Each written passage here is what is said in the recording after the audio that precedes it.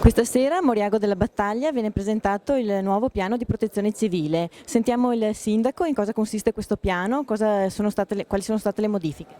Sì, con soddisfazione questa sera riusciamo a presentare il nuovo piano di protezione civile. È una modifica che abbiamo fatto ed approvato in Consiglio Comunale a giugno di quest'anno. Noi eravamo già dotati di piano di protezione civile, però l'abbiamo aggiornato alle nuove norme entrate in vigore nel frattempo.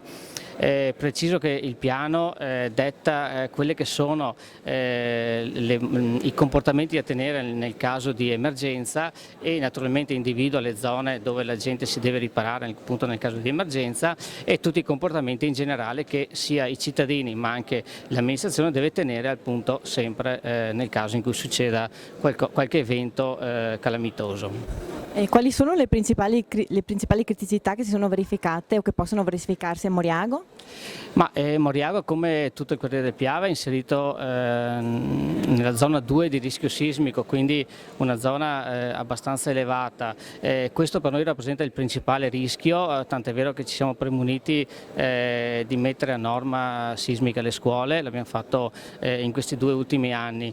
Per il resto il rischio che potrebbe coinvolgere il comune di Moriago è relativo ai corsi d'acqua che possono dare questo problema, ma li teniamo sempre monitorati e sotto controllo. Gina Girola ci ha predisposto il piano, questa sera lo presenterà al pubblico e lo ringrazio pubblicamente per il lavoro che ha fatto e per tutto il suo lavoro che è dedicato a seguire i nostri volontari all'interno dell'ANA di Valdobbiadene.